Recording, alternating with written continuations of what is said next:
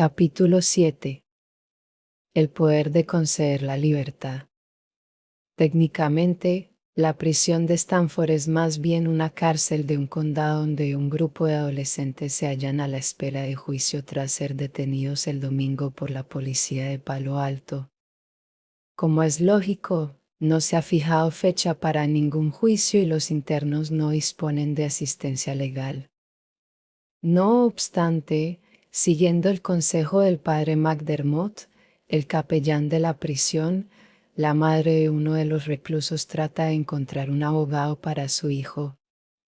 Tras una reunión de todo el personal con el subdirector Jaffe y nuestros asesores psicológicos, Craig Haney y Kurt Banks, decidimos convocar una reunión de la Junta de Libertad Condicional, que en el mundo real no sería posible, por hallarnos demasiado al principio del proceso penal. Esto nos brindará la oportunidad de observar cómo aborda cada recluso la posibilidad de obtener la libertad. Hasta ahora, cada interno ha actuado únicamente en el escenario de la prisión. El hecho de que la junta se celebre en otro lugar del edificio permitirá que los reclusos salgan de los límites estrechos y opresivos del sótano. Puede que en este entorno nuevo, donde habrá personal que no tiene relación directa con el día a día de la prisión, se sientan más libres de expresar sus actitudes y sentimientos. La Junta también realzará la formalidad de la experiencia carcelaria porque, al igual que las noches de visita, la figura del capellán de la prisión y la visita de un abogado de oficio que hemos previsto, otorga credibilidad a la experiencia. Por último, deseamos ver cómo va a representar su papel de director de la Junta de Libertad Condicional Carlo Prescott, nuestro asesor de prisiones. Como decía antes, a Carlo le han negado muchas peticiones de libertad condicional durante los últimos 17 años y hace muy poco que ha obtenido la libertad por buena conducta. Será compasivo y se pondrá del lado de los reclusos por haber estado antes en su lugar. Hemos previsto que la Junta de Libertad Condicional se reúna en el primer piso de la Facultad de Psicología de Stanford, en mi propio laboratorio, una gran sala enmoquetada dotada de cámaras ocultas de grabación y de un espejo unidireccional para hacer observaciones. Los 4 miembros de la Junta se sientan en una mesa hexagonal. Carlo ocupa la cabecera, al lado de Craig Haney, y enfrente se sientan un estudiante de posgrado y una secretaria que no sabe gran cosa de nuestro estudio y que nos echa una mano. Kurt Banks hace las funciones de alguacil y se encargará de llamar y hacer entrar a los reclusos.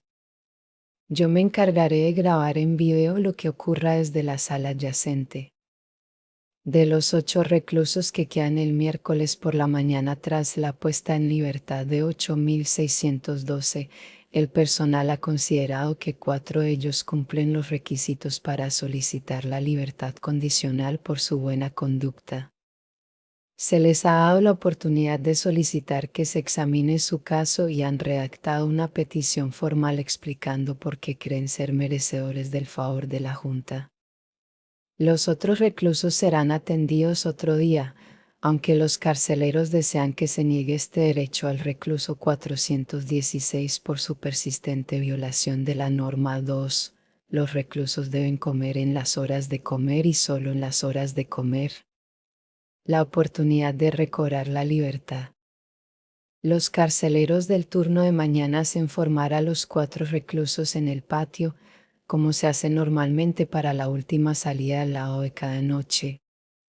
La cadena de cada recluso se ata a la pierna del siguiente y se les cubre la cabeza con bolsas de papel para que no vean el recorrido hasta la sala donde se reúne la junta ni sepan en qué lugar del edificio está. Se sientan en un banco del vestíbulo que hay fuera de la sala. Les quitan las cadenas de las piernas, pero siguen esposados y con las bolsas en la cabeza hasta que Kurt Banks sale de la sala y los llama uno a uno por su número.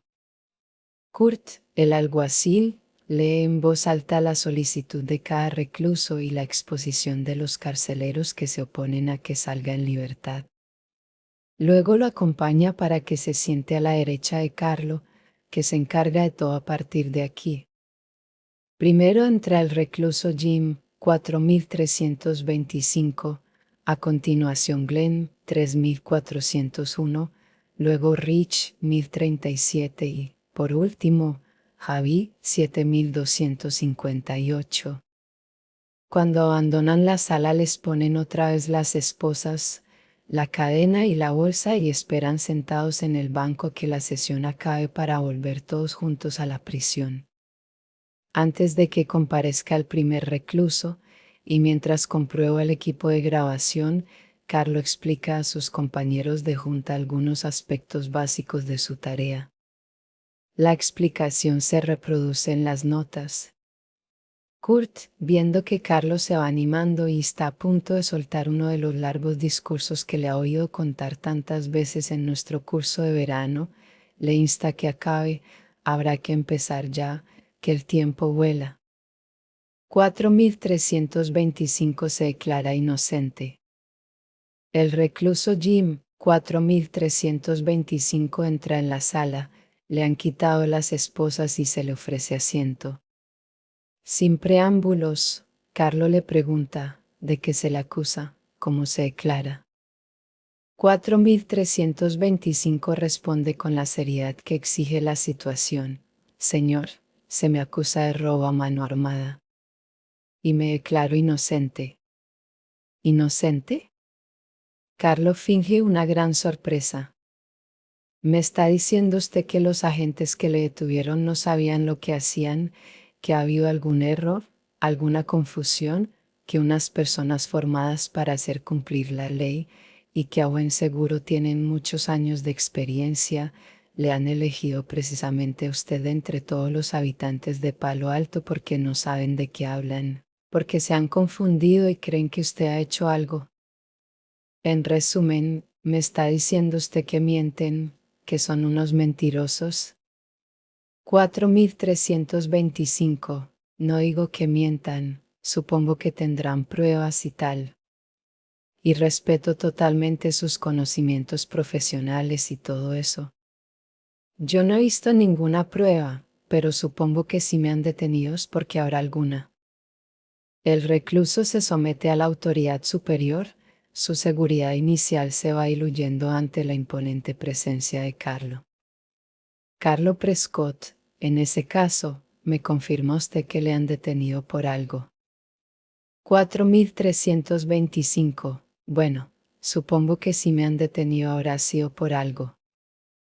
Prescott le pregunta por su historia personal y sus planes de futuro, pero quiere saber más sobre el delito del que se le acusa, con quién se relaciona usted, qué actividades realiza en su tiempo libre que le han llevado a esta situación. Se le acusa de un delito grave, sabe que si entra a robar con un arma puede acabar matando a alguien. ¿Y usted qué hizo? ¿Les disparó? ¿Les apuñaló? 4325. No estoy seguro, señor. El agente Williams dijo que... Prescott, ¿qué hizo usted? ¿Dispararles? ¿Apuñalarlos? ¿Tirarles una bomba? ¿Entrar con un rifle? Craig Haney y otros miembros de la Junta intentan rebajar la tensión preguntando al recluso si se ha adaptado a la vida en prisión. 4325. Bueno, de natural soy bastante introvertido. Los primeros días le daba muchas vueltas a la situación y al final pensé que lo mejor sería que me portara bien. Prescott interviene otra vez, déjese de tanto rollo intelectual. Le ha hecho una pregunta muy clara y directa, responda ella. Craig pregunta 4325 qué aspectos de su experiencia en la prisión cree que podrán facilitar su reinserción y el recluso responde, bueno, ahora que lo dice, pues la verdad es que he aprendido a ser obediente. Y, bueno, en algunos momentos me he sentido un poco amargado, pero los oficiales solo cumplen con su deber. Prescott, esta junta de libertad condicional no podrá llevarle de la mano si le deja salir. Dice usted que le han enseñado a ser obediente, a colaborar, pero ahí fuera no habrá nadie que vele por usted. ¿Estará usted solo? ¿Qué clase de ciudadano cree usted que podrá hacer con los delitos de los que se le acusa? Aquí tengo la lista y, francamente, es muy larga. Con gran seguridad y dominio, Carlo examina unos folios en blanco como si fueran el expediente de 4325 con sus detenciones, condenas y puestas en libertad. Luego continúa, mire, nos dice usted que se las puede arreglar ahí fuera gracias a la disciplina que ha aprendido aquí. Pero nosotros no podremos llevarle de la mano. ¿Qué le hace pensar que en estos momentos se las puede arreglar usted solo? 4325. Es que hay algo que me gustaría hacer. Quiero ir a Berkeley, a estudiar física. Tengo muchas ganas de ir. Prescott quiere saber si tiene creencias religiosas y luego le pregunta por qué no ha aprovechado los programas de terapia en grupo o de orientación profesional de la prisión. El recluso no sabe bien de qué le habla, pero dice que si le hubieran ofrecido la posibilidad lo habría hecho. Carlo pide a Kurt Banks que compruebe la veracidad de esta afirmación, aunque deja claras sus dudas de que sea cierta. Carlos sabe que no ofrecemos estos programas en el experimento, pero es lo que le preguntaban a él cuando comparecía ante una junta de libertad condicional. Después de unas preguntas más de otros miembros de la junta, Prescott pide al oficial de prisiones que saque al interno de la sala. 4325 se pone en pie y da las gracias a la junta. Luego extiende los brazos con las palmas hacia adentro para que un carcelero le ponga las esposas. Cuando sale de la sala le vuelven a cubrir la cabeza con la bolsa y le dicen que se quede sentado en silencio mientras el siguiente recluso entra en la sala. Cuando 4325 ya ha salido, Prescott comenta, la verdad es que labia, a ese chaval no le falta. Según mis notas, el recluso 4325 ha dado la impresión de estar muy tranquilo y de tener un buen dominio de sí mismo. Hasta ahora ha sido uno de nuestros reclusos modelo. Parece confundido por el agresivo interrogatorio de Prescott sobre el delito del que se le acusa y cede con facilidad a la presión para que admita que es culpable a pesar de que el delito es pura ficción. Durante toda la comparecencia ha sido obediente y educado, una actitud que seguramente contribuirá a su supervivencia en este entorno carcelario. Un ejemplo magnífico se empaña.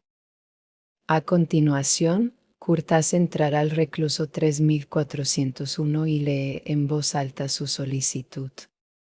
Deseo la libertad condicional para poder llevar mi nueva vida a este mundo tan desesperado y enseñar a las almas perdidas que la buena conducta se ve recompensada por el afecto, que el cerdo materialista únicamente posee a los pobres que ha expoliado, que el delincuente común se puede rehabilitar por completo en menos de una semana, y que Dios, la fe y la fraternidad siguen con toda su fuerza en nuestro interior.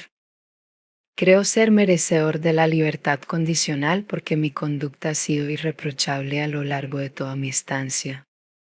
He sabido disfrutar de sus comodidades, pero he descubierto que es mejor avanzar hasta cotas más sagradas y elevadas. Más aún, podemos tener la plena seguridad de que, por ser producto de un entorno perfecto, mi rehabilitación será completa y eterna. Que Dios les bendiga a todos. Muy atentamente, 3401. Les ruego que me recuerden como un ejemplo magnífico. Los informes de los carceleros nos pintan un panorama muy distinto.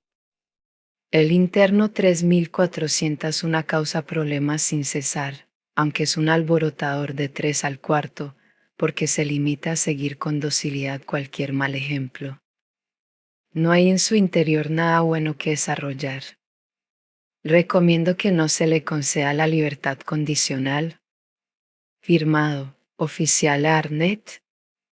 No veo razón para conceder la libertad condicional al interno 3401, como tampoco veo relación alguna entre el interno 3401 que yo conozco y la persona que se escribe en esta solicitud de libertad condicional. Firmado, oficial Marcus. El interno 3401 no merece la libertad condicional y su sarcástica solicitud lo confirma. Firmado, oficial John Landry. Se hace entrar en la sala al recluso 3401, que sigue con la bolsa de papel en la cabeza. Carlo ordena que se la quiten para poder verle la cara a ese gamberrete. Todos reaccionan con sorpresa al ver que 3401, Glenn, es de origen asiático, es el único interno que no es caucásico. Glenn contradice todos los estereotipos sobre los orientales con su actitud rebelde y displicente. Pero sí que se ajusta a ellos en cuanto a su físico. No llega a 1,60 m, es delgado pero nervudo, tiene unas facciones agradables y su pelo es lustroso y negro como el azabache. Craig empieza preguntándole por su papel en la rebelión de los reclusos que se inició cuando los de su celda se atrincheraron dentro. ¿Qué hizo para impedirlo? 3401 responde con una franqueza sorprendente: no lo impedí, lo alenté. Después de más preguntas de otros miembros de la Junta sobre esos hechos, 3401 prosigue en un tono sarcástico que contrasta con la aparente humildad de 4325. Tengo entendido que el propósito de esta institución es reinsertar a los presos, no vejarlos, y como resultado de nuestros actos. El subdirector Jaffe, que está sentado a un lado de la sala, no puede evitar responderle: quizá la idea que tiene usted de la reinserción no sea correcta. Lo que intentamos es enseñarle a ser un miembro productivo de la sociedad, no a trincherarse en su celda. Prescott ya está harto de tanta divagación. Reafirma su papel de mandamás. 3 ciudadanos dicen que le vieron salir de la escena del delito. Se lo ha inventado sobre la marcha. Carlo continúa: poner en tela de juicio la vista de 3 personas equivale a decir que toda la humanidad es ciega. ¿Y habla usted de la fuerza de Dios, la fe y la fraternidad? ¿Acaso es fraternidad apropiarse de lo ajeno? Y ahora, Carlo pone en juego la carta del racismo.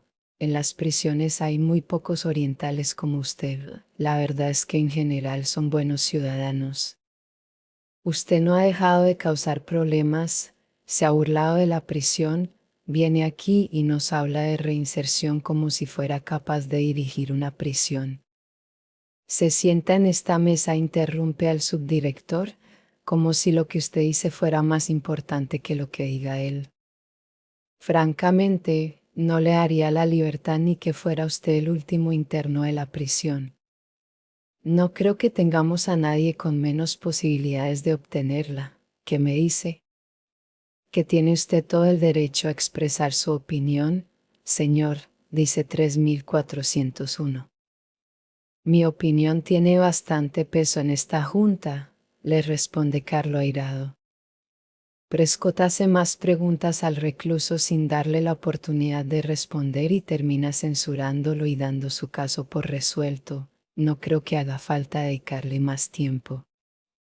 Su historial y su actitud en esta sala dejan muy clara su postura. Tenemos un programa muy apretado y no veo razón para seguir tratando su solicitud. No es usted más que un interno problemático que, eso sí, escribe muy bien. Antes de salir, el recluso hace saber a la Junta que le preocupan unas ampollas muy feas que le han salido en la piel. Prescott le pregunta si ha dado parte a la enfermería o ha hecho algo constructivo para ocuparse de este problema.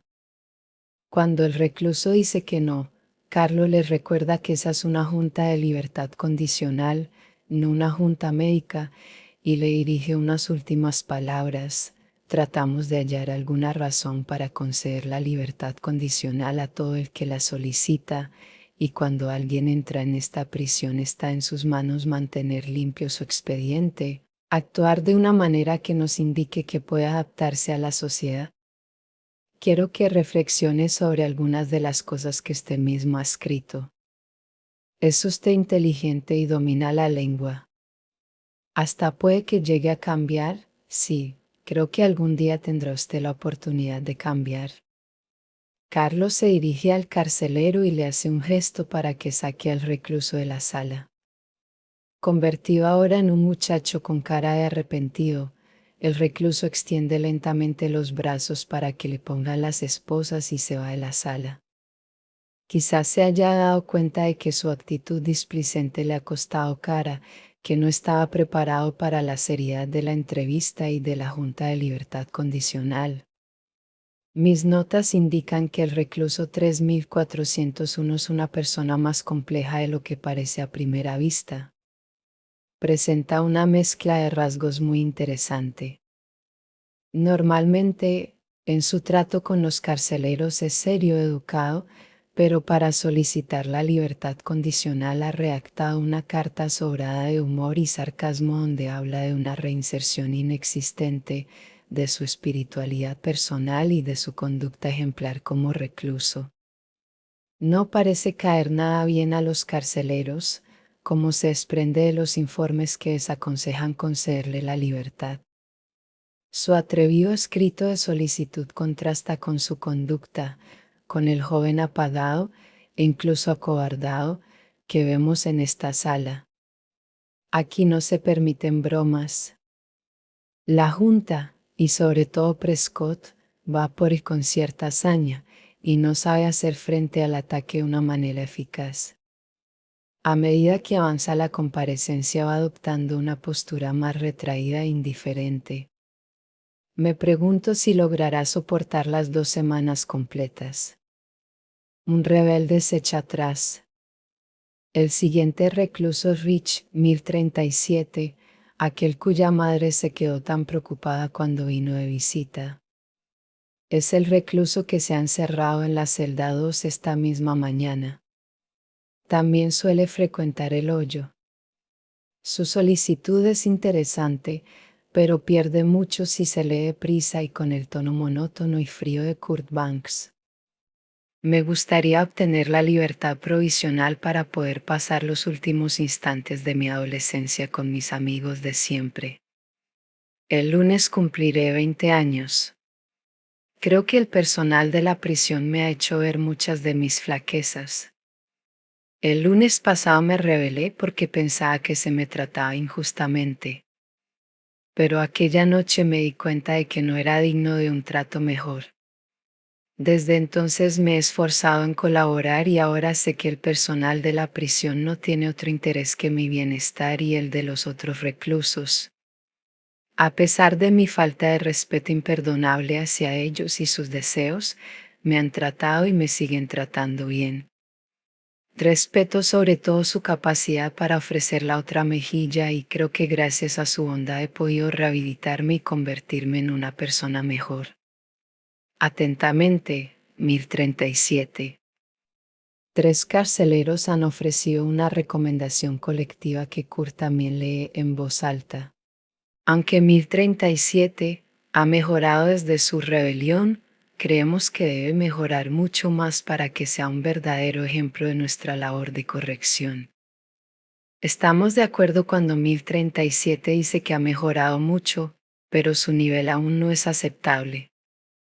Aunque va mejorando, le queda mucho para merecer la libertad condicional. No recomendamos que se le conceda. Cuando Rich 1037 comparece ante la Junta, manifiesta una extraña mezcla de energía juvenil y depresión incipiente. Enseguida se pone a hablar de su cumpleaños. La única razón para pedir la libertad condicional es algo que tiene mucha importancia para él, pero en el momento de inscribirse en el estudio se le había olvidado. Cuando empieza a soltarse dando explicaciones, el subdirector le hace una pregunta a la que no podrá responder sin meterse en problemas o sin perder la justificación para salir. ¿Acaso cree usted que nuestra prisión no es capaz de ofrecerle una fiesta de cumpleaños? Prescott aprovecha la ocasión, por muy joven que sea, usted ya lleva tiempo viviendo en sociedad. Conoce la ley y sabe que las prisiones son para quienes violan esa ley. Mire, hijo, reconozco que está usted cambiando, me lo dicen aquí y creo sinceramente que ha mejorado. Pero aquí veo, escrito de su puño y letra, a pesar de mi falta de respeto imperdonable hacia ellos y sus deseos, falta de respeto imperdonable. No se puede perder el respeto a los demás ni a su propiedad. ¿Qué pasaría si todos los ciudadanos de este país perdieran el respeto a la propiedad ajena? De nuevo, Carlo examina unos folios en blanco como si fueran el expediente de 1037 y se detiene como si hubiera descubierto algo de gran importancia. Según leo en su expediente, tiene usted muy mal genio. Veo que tuvo que ser reducido porque podría haber hecho daño, o algo peor, a los agentes que le detuvieron. Mire, estoy satisfecho con sus progresos y creo que empieza a reconocer que su actitud es poco madura y que actúa con poca consideración hacia los demás. Porque usted convierte a los demás en objetos, les hace creer que son objetos para su uso personal, usted manipula a la gente. Diría que lleva manipulando a la gente toda la vida y todos los informes hablan de su indiferencia por la ley. Hay momentos en los que no parece capaz de controlar su conducta, que le ha hecho pensar que podría ser un buen candidato a recibir la libertad condicional. ¿Qué nos puede decir usted en su favor? 1037 nos esperaba este ataque personal a su carácter. Farfulla unas palabras incoherentes sobre su capacidad para alejarse de las situaciones que le puedan tentar a actuar con violencia. Luego dice que esta experiencia en la prisión le ha ayudado.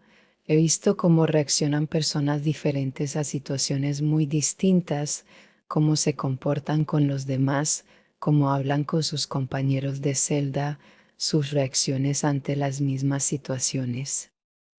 Y los carceleros de los 3 turnos igual, todos reaccionan de una manera un poco distinta a las mismas situaciones.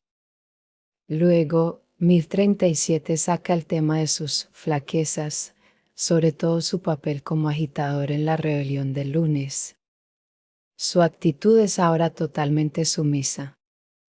Se culpa de haber plantado cara a los carceleros y de no haberlos criticado ni una sola vez por sus continuas vejaciones. Tengo ante mis ojos un ejemplo perfecto de control mental en acción. Este proceso es clavado al de los prisioneros estadounidenses de la Guerra de Corea, que confesaron a sus captores haber usado armas biológicas y haber cometido otras atrocidades. De repente, Prescott interrumpe la exposición que hace 1037 de sus defectos y le pregunta, ¿toma usted drogas? Cuando 1037 responde, no, Prescott deja que siga con sus disculpas hasta que le interrumpe otra vez. Ha visto un moretón en el brazo del interno y le pregunta cómo se lo ha hecho. Sin duda es consecuencia de alguna refriega con los carceleros, pero 1037 lo niega, dice que los carceleros no han podido ser más amables con él y que todo es culpa suya por desobedecer continuamente sus órdenes. A Carlo le gusta este mea culpa, siga usted así, muy bien.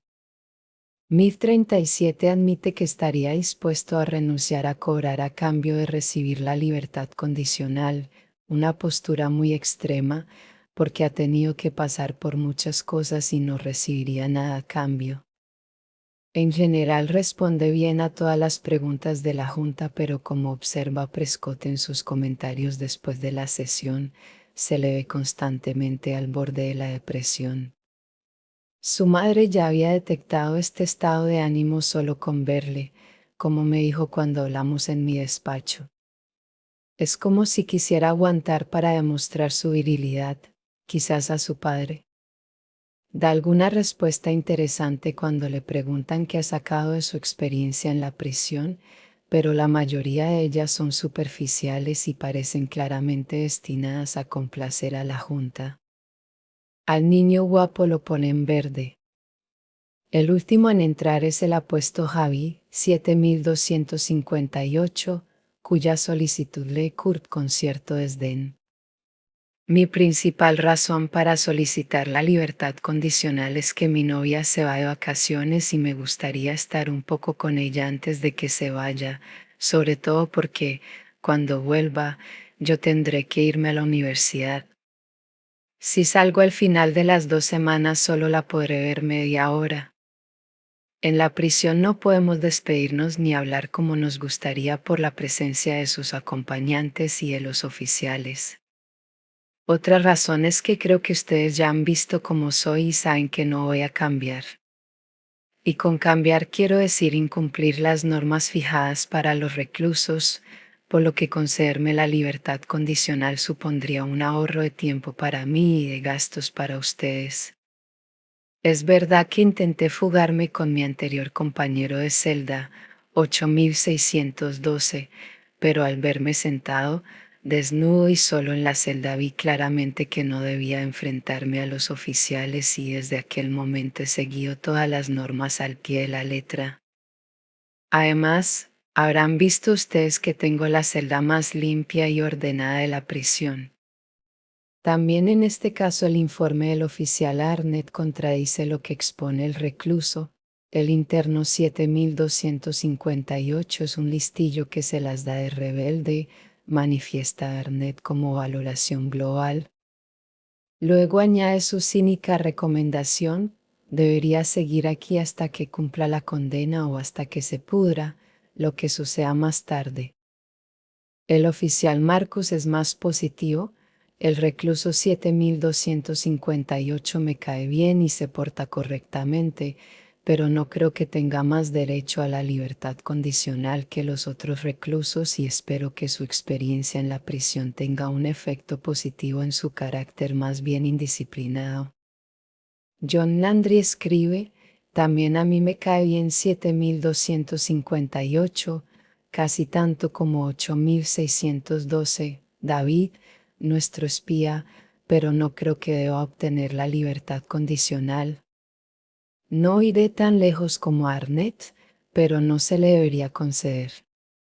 En cuanto le quitan la bolsa de la cabeza, y como es habitual en él, 7258 hace gala de su amplia sonrisa, algo que irrita a Carlo mucho más de lo que cabía imaginar. Vaya, parece que todo esto le hace mucha gracia.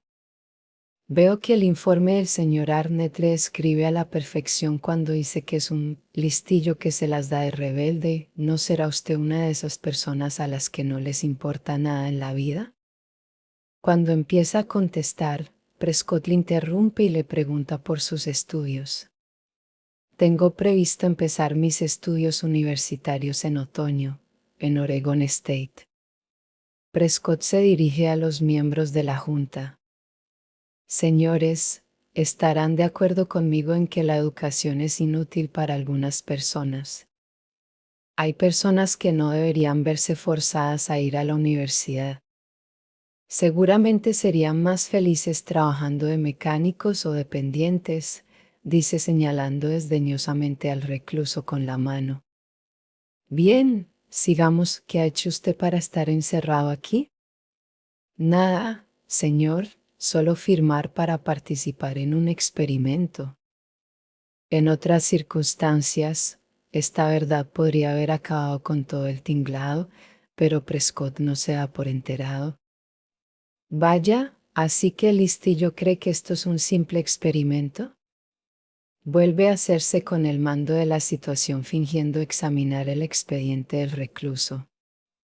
Con toda naturalidad, dice, se le acusa a usted de robo. Prescott pregunta a Kurt Banks si el robo es con allanamiento.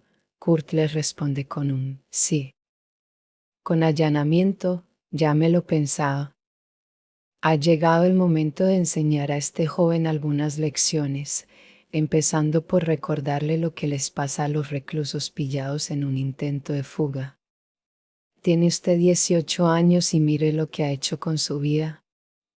Se sienta aquí frente a nosotros y nos dice que hasta estaría dispuesto a no cobrar a cambio de salir de aquí. Leo su expediente y veo lo mismo por todas partes. Listillo, sábelo todo, contrario a toda clase de autoridad. ¿Cuándo empezó usted a perder el norte? Tras preguntarle a qué se dedican sus padres, si ha tenido una formación religiosa y si va a la iglesia con frecuencia, Prescott se enfada cuando el recluso dice que practica la religión por libre y le responde, ni siquiera en algo tan importante ha sabido decidirse usted. Prescott se levanta muy enfadado y sale hecho una furia de la sala durante unos minutos. Mientras tanto, los otros miembros de la Junta le preguntan a 7258 cómo piensa portarse la próxima semana si no le conceden la libertad condicional. Salir en libertad antes que cobrar. Esta interrupción de la sesión me permite sopesar la importancia de que el recluso 1037 haya dicho que estaba dispuesto a no cobrar a cambio de obtener la libertad. Creo que debemos formalizar esta pregunta y convertirla en la pregunta final a la que deben responder todos los reclusos. Le digo a Carlo que la formule así: ¿estaría usted dispuesto a renunciar a todo el dinero que ha ganado hasta ahora a cambio de recibir la libertad condicional? Al principio, Carlo plantea la pregunta de una forma más extrema: ¿cuánto estaría usted dispuesto a pagar para salir de aquí? Confundido, 7258 dice que no piensa pagar nada. Carlos reformula la cuestión y le pregunta si estaría dispuesto a renunciar al dinero que ha ganado hasta ahora. Sí, señor, sin pensármelo dos veces. 7258 no da la impresión de ser especialmente inteligente o reflexivo. Tampoco parece tomarse esta situación tan en serio como los demás. Es el más joven, aún no ha cumplido los 18 años, y su actitud y sus respuestas son bastante inmaduras. No obstante, su pasotismo y su sentido del humor le irán muy bien para hacer frente a lo que les espera los próximos días a él y a sus camaradas. A continuación hacemos que los reclusos vuelvan a la sala uno por uno para que respondan a esa pregunta final, si estarían dispuestos a renunciar a lo que han ganado a cambio de obtener la libertad condicional. El recluso 1037, el rebelde del cumpleaños, dice que sí. También dice que sí 4325, el que menos problemas da. Solo el recluso 3401, el rebelde de origen asiático, dice que no renunciaría al dinero porque le hace mucha falta. En otras palabras, 3 de los 4 desean tanto obtener la libertad que están dispuestos a perder el dinero que han ganado con tanto esfuerzo desempeñando el papel de recluso las 24 horas del día. Lo que más me sorprende es el poder del marco retórico en el que se plantea la pregunta. Recordemos que la principal motivación de prácticamente todos los voluntarios era económica, la posibilidad de cobrar $15 al día durante un máximo de 2 semanas cuando no tenían otra fuente de ingresos, poco antes de que empezaran los estudios en otoño.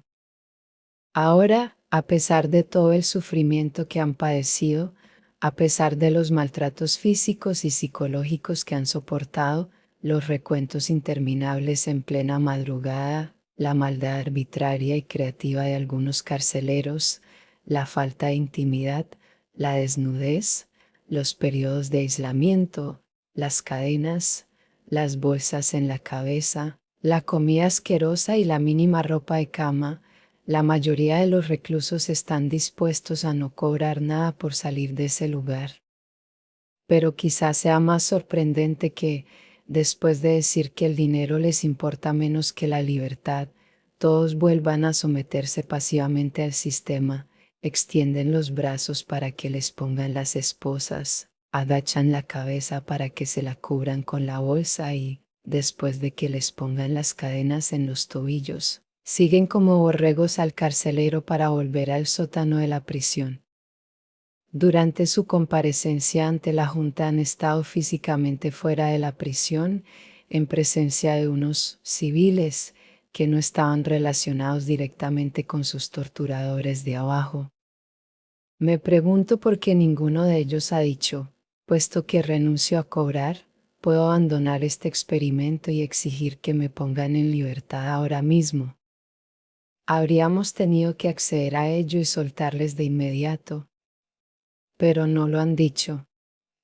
Y, más adelante, ninguno nos dijo que se le hubiera pasado por la cabeza la idea de que podía abandonar el experimento.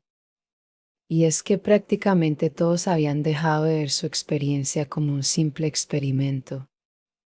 Como había dicho el recluso 416, se sentían atrapados en una prisión dirigida por unos psicólogos, no por el Estado. Lo que habían dicho era que renunciaban al dinero que habían ganado si decidíamos darles la libertad. Dejar de ser reclusos no era decisión suya, otorgaban esta facultad a la Junta de Libertad Condicional. Si hubieran sido verdaderos reclusos, solo la Junta tendría la facultad de soltarles, pero siendo como eran unos sujetos experimentales, tenían en todo momento la potestad de quedarse o abandonar. Estaba claro que en su cerebro se había activado una especie de interruptor y que habían pasado de pensar, soy un voluntario que participo en un experimento retribuido y gozo de todos mis derechos, a pensar, soy un preso desamparado a merced de un sistema autoritario e injusto. A continuación, la Junta examina cada caso por separado y las reacciones generales de este primer grupo de reclusos. Todo el mundo está de acuerdo en que parecían muy alterados, con los nervios a flor de piel y totalmente atrapados en su papel. Prescott me hace saber lo que realmente le preocupa al recluso 1037. Ha sabido detectar la profunda depresión que se está apoderando de aquel chico antes rebelde. Es una facultad que adquieres al convivir con personas que se tiran desde lo alto de la prisión para matarse o que se cortan las venas. El chaval ha tenido suficiente presencia de ánimo para presentarse ante nosotros, pero luego, con todas esas lagunas al responder. En cambio, el último que ha entrado, ese es coherente, sabe qué pasa, todavía habla de un experimento, pero al mismo tiempo está dispuesto a sentarse y hablar de su padre, de sus propios sentimientos. No le he creído, y lo digo basándome en la sensación que me ha dado. En cuanto al segundo chaval, el oriental, es una roca. Ese es duro como una roca. Para finalizar, Prescott nos da su dictamen. Coincido con el resto del grupo y propongo liberar a un par de reclusos en momentos diferentes para que los demás reflexionen sobre lo que hay que hacer para poder salir. Además, el hecho de soltar pronto a algunos hará que los demás no pierdan la esperanza. Al final, llegamos a la decisión de soltar primero a Jim, 4325 y después a Rich, 1037, quizás sustituyéndolos por otros reclusos suplentes. No sabemos muy bien qué hacer con 3401 y 7258, si soltarlos más adelante o no. ¿Qué hemos visto aquí? En esta primera tanda de comparecencias ante la Junta de Libertad Condicional aparecen tres temas generales. Los límites entre simulación y realidad se han desdibujado, la sumisión y la seriedad de los reclusos han ido en aumento en respuesta a la actitud cada vez más autoritaria de los carceleros, y se ha dado una transformación espectacular en Carlo Prescott al representar al director de la Junta de Libertad Condicional. Confusión entre simulación y realidad. Cualquier observador que no conociera los antecedentes daría por sentado que lo que ha visto es una sesión de la Junta de Libertad Condicional de un centro penitenciario real. La fuerza y la cualidad de la dialéctica entre los internos y quienes se encargan de su custodia en nombre de la sociedad se manifestaba de muchas maneras, entre ellas la seriedad general de la situación, la formalidad de las solicitudes de libertad redactadas por los internos, las opiniones contrarias de sus carceleros, la composición diversa de la Junta, las preguntas personales planteadas a los internos y las acusaciones en su contra. Se manifestaba, en resumen, en la profunda cualidad afectiva de todo el procedimiento.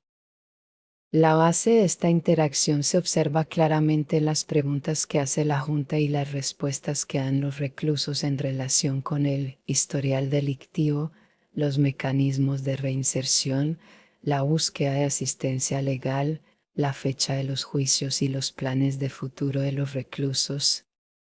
Es difícil recordar que apenas han pasado 4 días desde que los estudiantes se presentaron para participar en el experimento, tan difícil como imaginar que les queda poco más de una semana para salir de la prisión. Su cautiverio no será de muchos meses o años, como parece desprenderse de lo que se dice en esa junta simulada. Y es que los roles que al principio se representaban se han acabado interiorizando. Los actores han acabado asumiendo la identidad de su papel. Sumisión y seriedad de los reclusos. Primero a regañadientes y después con docilidad, la mayoría de los reclusos se han acabado metiendo en los roles estructurados que desempeñan en nuestra prisión. Se refieren a sí mismos por su número y se dan por aludidos de inmediato cuando alguien menciona esta identidad anónima. Responden a preguntas ridículas con total seriedad, como cuando les hablan de la naturaleza de sus delitos o de su voluntad de reinserción. Con contadas excepciones, se han sometido por completo a la autoridad de la Junta, de los carceleros y del sistema en general.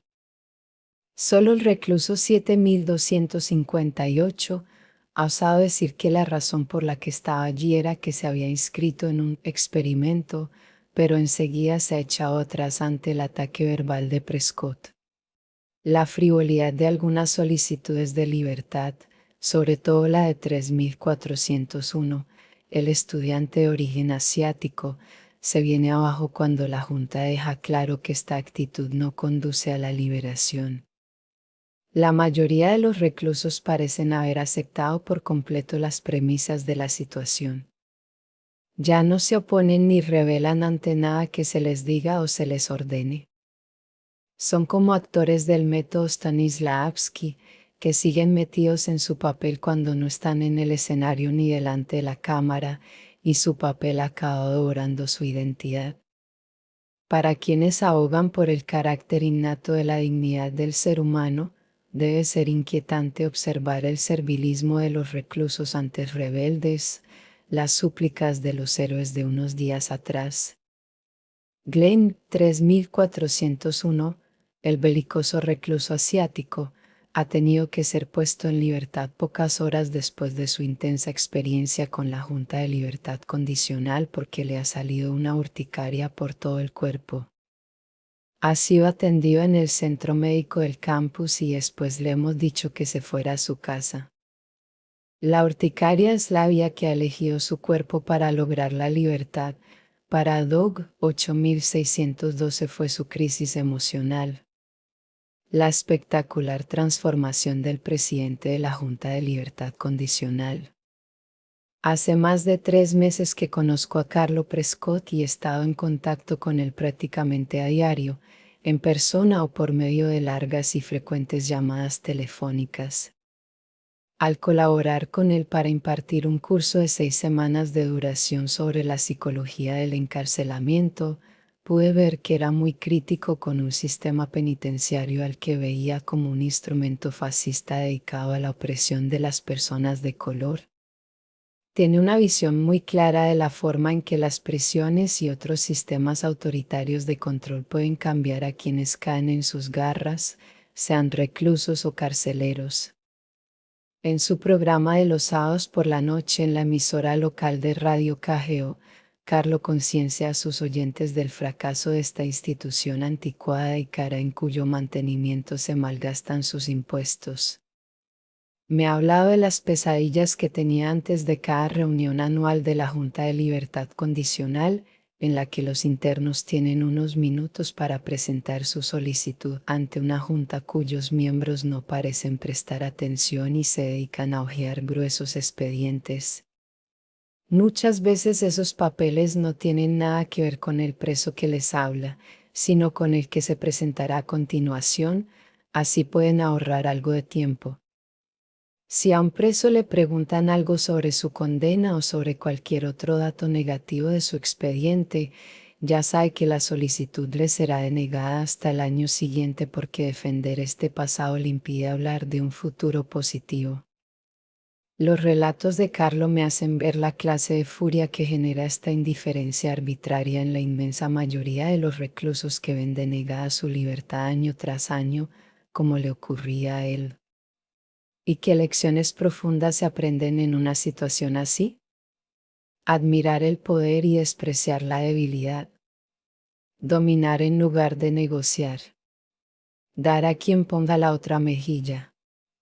Que la regla de oro, la que dice que no hagamos lo que no queremos que nos hagan, es para los demás. Que la autoridad es control y el control autoridad.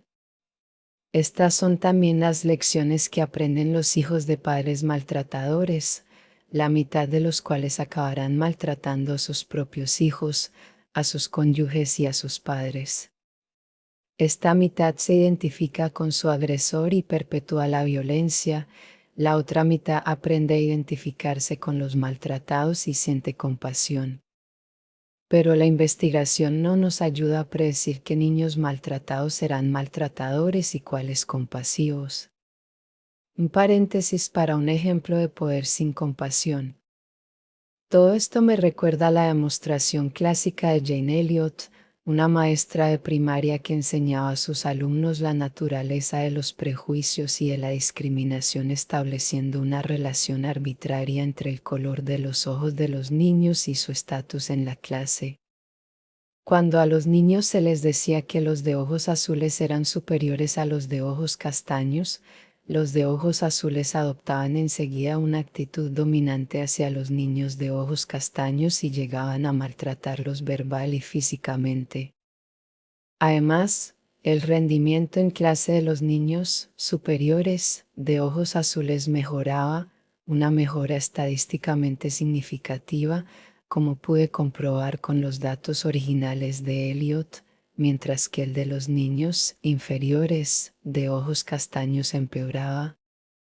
Sin embargo, el aspecto más brillante de la demostración que esta enseñante hacía en la clase de tercero de una escuela de Riceville, Iowa, era el cambio de estatus que introducía al día siguiente.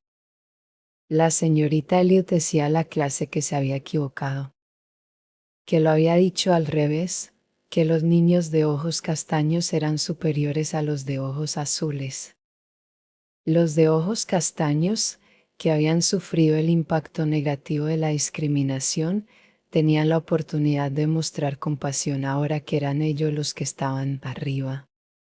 Las puntuaciones obtenidas por los niños en los tests se invirtieron, los que antes habían mejorado ahora empeoraban y los que habían empeorado mejoraban. Pero, ¿qué pasó con la compasión? Los niños de ojos castaños recién ascendidos entenderían el dolor de los oprimidos, de los discriminados, de los que se hallaban en una posición de inferioridad como la que ellos habían sufrido solo un día antes. La respuesta es que no. Los niños de ojos castaños pagaron con la misma moneda a los de ojos azules. Dominaron, discriminaron y maltrataron a quienes les habían maltratado a ellos. La historia de la humanidad abunda en ejemplos similares, como los de muchas personas que se han librado de la persecución religiosa y que, una vez seguras y a salvo en puestos de poder, han perseguido a los seguidores de otras religiones. Los ojos castaños de Carlo. Me apartaba momentáneamente de la cuestión que me ocupaba, la espectacular transformación de Carlo al ocupar una posición de poder como director de la Junta de Libertad Condicional. Primero ha hecho una improvisación excepcional, como un solo de Charlie Parker. Ha improvisado detalles de la historia personal y delictiva de los reclusos como si nada, sobre la marcha. Lo ha hecho sin titubear, con fluidez y seguridad. Pero a medida que pasaba el tiempo parecía adoptar su nuevo rol de autoridad con una convicción y una intensidad cada vez mayores. Era el director de la Junta de Libertad Condicional de la prisión de Stanford, una autoridad que causaba temor entre los internos y respeto entre sus colegas. Los años de sufrimiento que ha soportado como interno de ojos castaños han pasado al olvido en cuanto se ha visto en la posición privilegiada de ver el mundo con los ojos del director todopoderoso de la Junta. Lo que ha dicho Carlo a sus colegas al final de la reunión revela el dolor y el asco que le ha provocado su transformación. Al final se ha convertido en el opresor. Aquella misma noche, mientras cenamos, me confiesa que se ha sentido asqueado al oír lo que decía y al sentir lo que sentía cuando desempeñaba su papel. Al escucharle me pregunto si sus reflexiones y el nuevo conocimiento que tiene de sí mismo tendrán unos efectos positivos cuando presida la Junta de Libertad Condicional de mañana. ¿Será más considerado y compasivo con los reclusos que soliciten la libertad? ¿O de nuevo el papel se impondrá a la persona? La Junta de Libertad Condicional y Disciplinaria del jueves. Al día siguiente comparecen 4 reclusos más ante una junta reconstituida. Salvo Carlo, los otros miembros de la junta son nuevos. Craig Haney ha tenido que desplazarse a Filadelfia por un asunto familiar urgente y es sustituido por una psicóloga social, Christina Maslach, que observa con discreción lo que sucede sin intervenir mucho, por ahora. Los otros miembros de la nueva junta son una secretaria y 2 estudiantes graduados. Esta vez, los carceleros han pedido a la junta que, además de estudiar las solicitudes de libertad condicional, también adopten medidas disciplinarias contra los reclusos más rebeldes. Kurt Banks sigue con su papel de alguacil y el subdirector David Jaffe también está presente como observador y para hacer los comentarios que crea oportunos. Yo vuelvo a situarme tras el espejo unidireccional de la sala de observación y grabo la sesión en video para analizarla después. Otra diferencia con la junta de ayer es que, en lugar de sentarse en la misma mesa que la junta, los reclusos se van a sentar en una silla alta que hace las veces de tarima o estrado para poder verlos mejor, como en los interrogatorios de la policía. Con el de la huelga de hambre no tragan.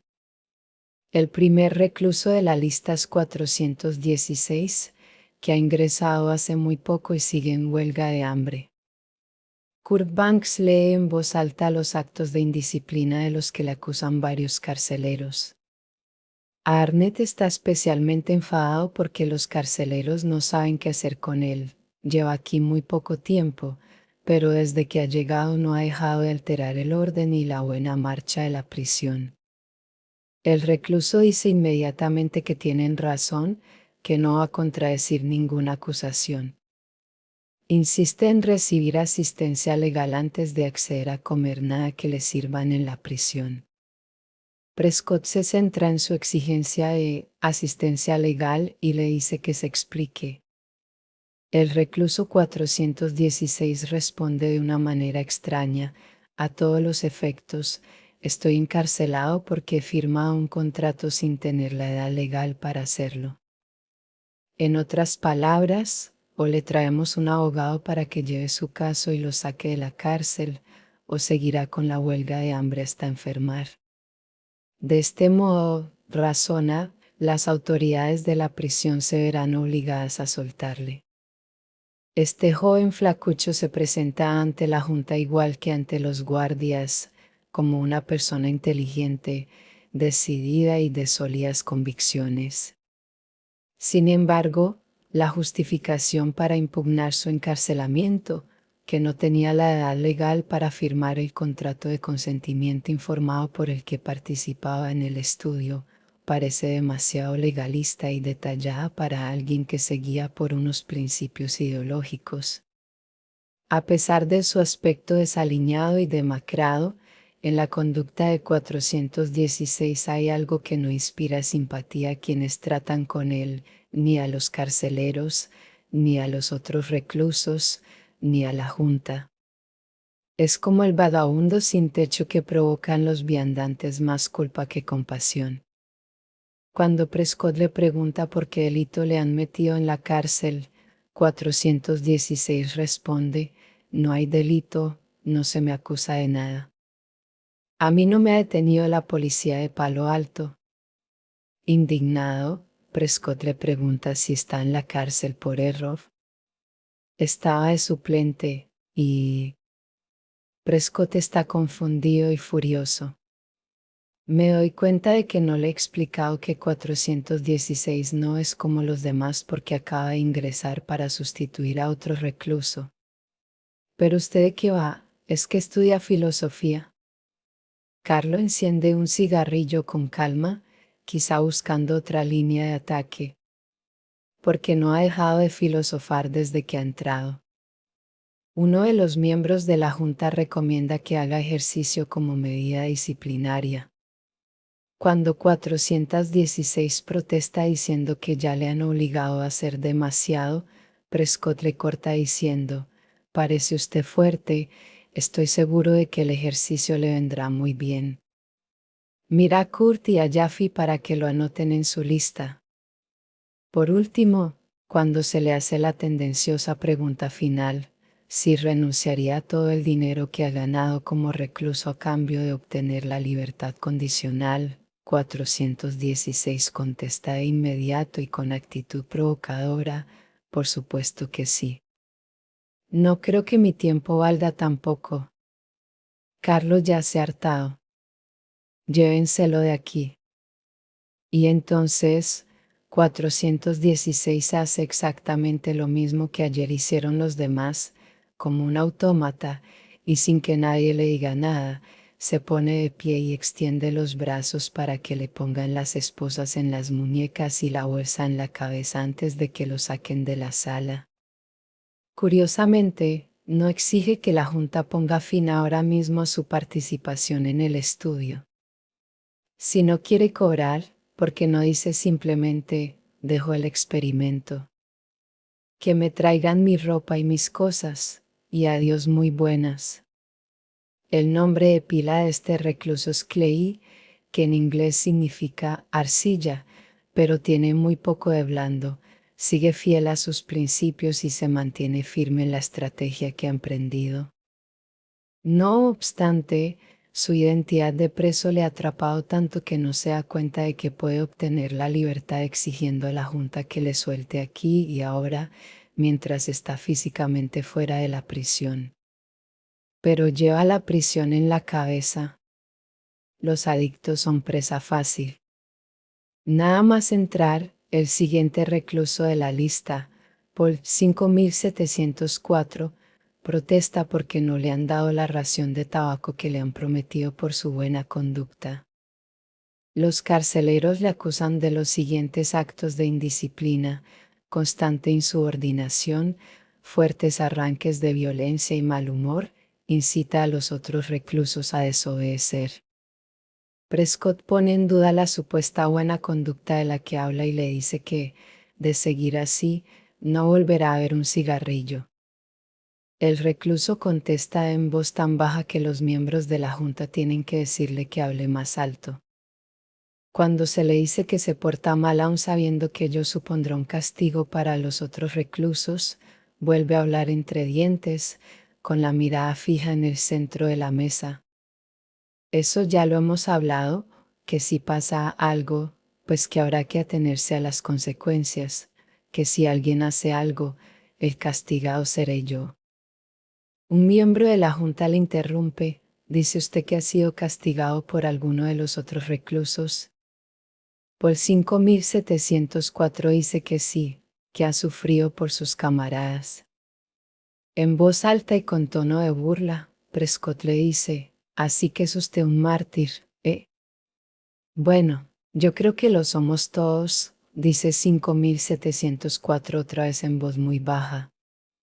¿Qué tiene usted que decir en su favor?, le pregunta Prescott. 5704 responde, pero no se oye lo que dice. Recordemos que el recluso 5704, el más alto de todos, Ha plantado cara a muchos carceleros y ha estado metido en intentos de fuga, rumores y atrincheramientos. También es el que ha escrito a su novia jactándose de presidir la comisión de quejas de los reclusos.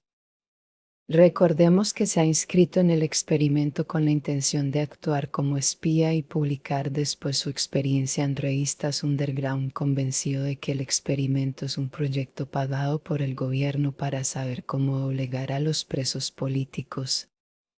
¿Qué se había hecho de toda aquella bravuconería?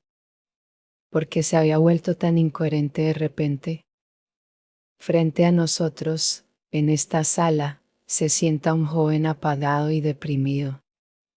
5704 tiene la mirada fija en el suelo, responde a las preguntas de la junta meneando la cabeza y sin mirar a nadie a los ojos. Sí, señor, si me dieran ahora la libertad condicional estaría dispuesto a renunciar a todo lo que he ganado, responde con todas las fuerzas que parecen quedarle. Por ahora han dicho que sí 5 de 6 reclusos. Me pregunto cómo es posible que el admirable espíritu de ese joven revolucionario, dinámico y apasionado, se haya podido apagar tanto en tan poco tiempo. Por cierto, más adelante supimos que Paul 5704 se había metido tanto en su papel de recluso que, como primera parte de su plan de fuga, había usado sus uñas largas y duras de guitarrista para desatornillar la base de un enchufe de la pared. Después la había utilizado para quitar la cerradura de la puerta de la celda. También había usado sus fuertes uñas para marcar el paso de los días en la prisión rascando en la pared las letras LMMJ, hasta ahora. Un recluso desconcertante. La siguiente solicitud de libertad condicional es la de Jerry, 5486. Su comparecencia es aún más desconcertante que las anteriores. Tiene el aire optimista de quien se ve capaz de hacer frente a cualquier cosa que se le ponga por delante. Su robustez contrasta con la figura delgada de 416 o de otros reclusos como Glenn, 3401. Da la impresión de que aguantará las 2 semanas sin pestañear. Sin embargo, sus palabras no parecen sinceras y no ha prestado mucho apoyo a los compañeros que lo pasan mal. En los pocos minutos que permanece aquí, 5486 consigue sacar de sus casillas a Prescott más que ningún otro recluso. Y responde de inmediato que no piensa renunciar a lo que ha ganado a cambio de obtener la libertad. Según los carceleros, 5486 no merece obtenerla, porque se burló de la redacción de las solicitudes y por su falta de colaboración en general. Cuando se le dice que explique lo de las solicitudes, 5486 responde, sabía que no eran de verdad, estaba bastante claro.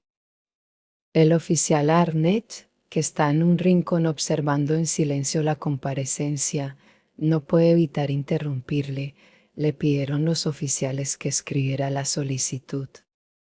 5486 dice que sí, y Arnett continúa, ¿está usted diciendo que los oficiales le pidieron que escribiera una solicitud que no era de verdad?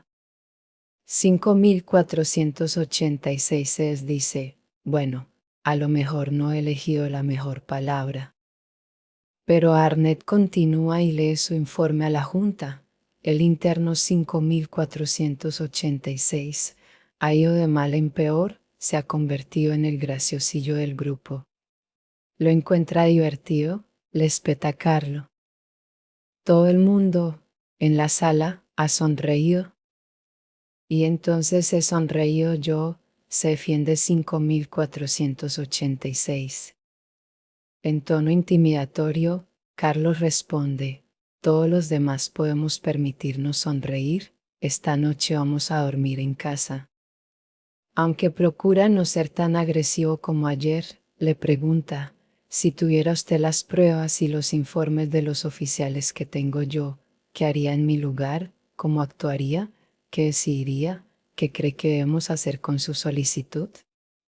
El recluso no sabe qué decir y responde con evasivas.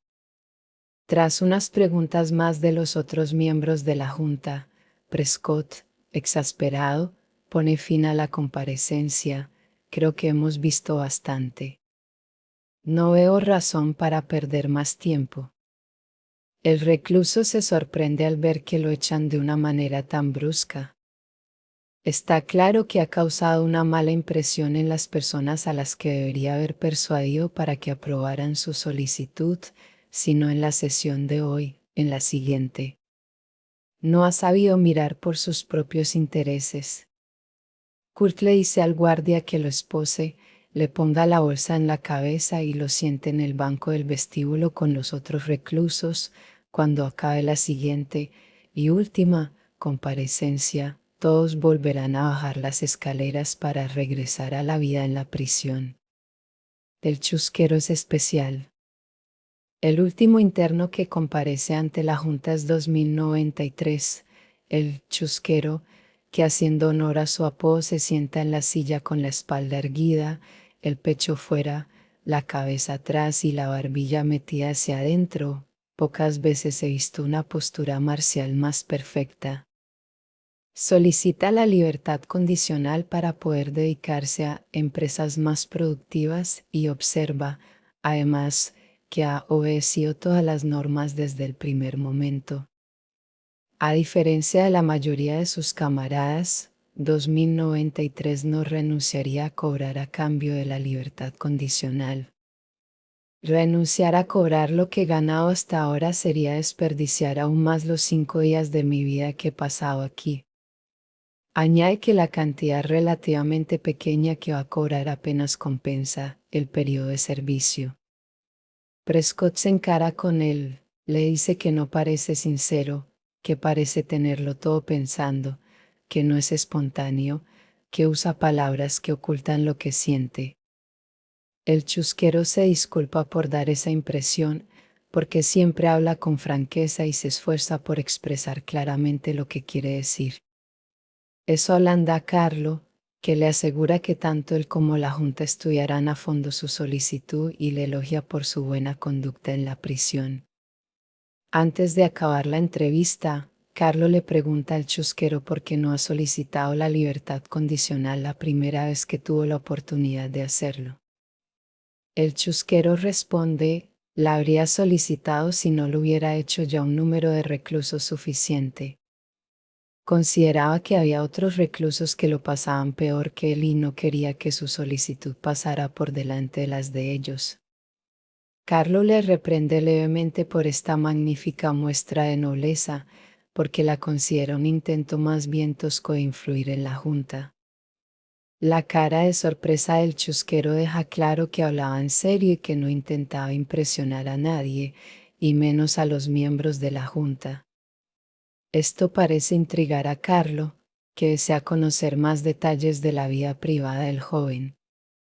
Carlo le pregunta por su familia, por su novia, por las películas que le gustan, si de vez en cuando se da el gusto de tomarse un helado, esas cosas pequeñas de la vida que, tomadas en su conjunto, definen la identidad de una persona. El chusquero responde con toda naturalidad que no tiene novia, que casi nunca va al cine y que le gustan los helados, pero que últimamente no ha podido permitirse el lujo de comprar uno. Solo le diré que, tras haber asistido a la Universidad de Verano de Stanford viviendo en la parte trasera de mi coche, la primera noche que pasé aquí me costó dormir porque encontraba la cama de la prisión demasiado blanda. Además, en la prisión he comido mejor y he tenido más tiempo para descansar que en los 2 últimos meses. Gracias, señor. Casi nada. ¿De qué forma ha superado todas nuestras expectativas? Viendo su dignidad y su aspecto tan sano, nadie diría que ha pasado hambre todo el verano y que no ha dormido en una cama mientras asistía a la universidad. Que las misérrimas condiciones de nuestra prisión puedan ser un lujo para un universitario nos deja sin habla. A primera vista, el chusquero parece ser el recluso más unidimensional, el que obedece sin rechistar, pero también es el más lógico y reflexivo y el que tiene más coherencia moral. Creo que acabará teniendo problemas por su empeño en guiarse por unos principios abstractos y porque no sabe vivir en compañía ni pedir a los demás el apoyo económico, personal y emocional que necesita. Parece tan encorsetado por esta determinación interior y por su pose marcial que es muy difícil que nadie pueda acceder a sus sentimientos. Es probable que acabe llevando una vida más dura que el resto de sus colegas. Arrepentimiento insuficiente. Cuando la Junta se dispone a dar por finalizada la sesión, Kurt anuncia que el interno 5486, el que parece tan seguro de sí mismo, desea dirigirles unas palabras. Carlo dice que le haga pasar. Arrepentido, 5486 dice que no ha sabido expresar lo que de verdad quería decir porque no ha reflexionado sobre ello, que cada día que ha pasado en la prisión su conducta ha ido a peor porque al principio esperaba ir a juicio, pero pronto perdió toda esperanza de hallar justicia. El oficial Arnett, que está sentado tras él, relata una conversación que ha mantenido con 5486 durante el almuerzo en la que éste le ha dicho que su conducta ha ido a peor por culpa de las malas compañías. Carlo Prescott y la Junta están desconcertados. ¿Cómo le habrá dado por pensar que esto podría ayudarle a obtener la libertad? Prescott se acaba enfadando y dice a 5486, si de mí dependiera, se quedaría usted aquí hasta el último día. No tengo nada contra usted, pero estamos aquí para proteger a la sociedad. Y no le creo capaz de salir y hacer nada constructivo, nada que pueda ser útil a la comunidad. Cuando ha salido se ha dado cuenta de que nos ha hablado como si fuéramos idiotas, sin el respeto debido a nuestra autoridad. Parece que no se lleva bien con quienes tienen autoridad, ¿verdad? ¿Cómo se llevará usted con sus padres? En resumen, que usted ha salido, ha tenido tiempo para pensar, y ahora vuelve aquí intentando timarnos para que le veamos de otra forma, pero ¿qué conciencia social tiene usted que cree que le debe a la sociedad? Quiero que por una vez me diga la verdad. Carlo vuelve a estar como ayer. El recluso se queda sorprendido ante este ataque frontal a su carácter y se deshace en explicaciones. Me han dado un trabajo de maestro. Y creo que es un trabajo que vale la pena. Prescott no se lo traga, pues me temo que eso empeora las cosas. Yo no dejaría que alguien como usted enseñara a mis hijos. Alguien con esa actitud, con esa inmadurez, con esa falta de responsabilidad. No puede ni pasarse 4 días en prisión sin ser un incordio para todos. Y luego va y me dice que quiere trabajar de maestro, que quiere hacer algo que es todo un privilegio. Tratar con gente decente es un privilegio que usted no merece. Mire, a mí no me ha convencido. Acabo de leer su ficha por primera vez y no me ha dicho usted nada nuevo. Oficial, sáquelo de aquí. Cargando con la cadena y la bolsa, y de vuelta a la prisión del sótano, el recluso tendrá que preparar algo mejor para la próxima junta siempre y cuando se le conceda la oportunidad de comparecer ante ella. Cuando un preso que ha salido en libertad se convierte en director de una junta que la concede, antes de volver abajo para ver lo que ha ocurrido en la prisión durante las sesiones de la junta, será instructivo comentar el efecto que ha tenido este juego de roles en su severo director. Un mes más tarde, Carlo me ofreció una explicación conmovedora del impacto que había tenido en él aquella experiencia. Cada vez que participé en el experimento me quedé con el ánimo por los suelos, tan real me parecía. Aquello había dejado de ser un experimento en cuanto la gente empezó a reaccionar ante lo que sucedía allí. Cuando yo estuve en prisión vi que las personas que se consideraban guardias tenían que actuar de una manera determinada. Tenían que manifestar ciertas impresiones, ciertas actitudes. Los reclusos también tenían que manifestar ciertas actitudes e impresiones, pero de otra manera, y me di cuenta de que aquí ocurría lo mismo. Aún me cuesta creer que un experimento haya hecho que yo, que fingía ser un miembro de la Junta, el director de la Junta, la máxima autoridad, llegara a decirle a un preso, porque su actitud me parecía arrogante y desafiante: ¿cómo es que en la cárcel hay tan pocos orientales? ¿Por qué es tan raro verlos encerrados? ¿Qué has hecho tú para estar aquí? En aquel preciso momento toda la orientación del chico cambió. Empezó a reaccionar ante mí como una persona, empezó a hablarme de sus sentimientos. Y había otro tan metido en esto que hasta regresó a la sala pensando que si volvía a hablar con nosotros le daríamos la libertad. Carlo continúa con su íntima confesión: mira, como recluso que he sido, debo admitir que cada vez que entraba allí, viendo la tirantez, la sospecha, la hostilidad de aquella gente tan metida en su papel, podía reconocer el abatimiento que se apodera de uno cuando está en prisión. Y eso era, precisamente, lo que me dejaba a mí con el ánimo por los suelos, porque era como si volviera a verme inmerso en la atmósfera de una prisión. Aquello era muy auténtico, de simulación no tenía nada. Los reclusos reaccionaban como seres humanos ante una situación que, por muy improvisada que fuera, había pasado a formar parte de lo que vivían en aquel momento. Imagino que reflejaban la metamorfosis que se produce en la manera de pensar de un recluso.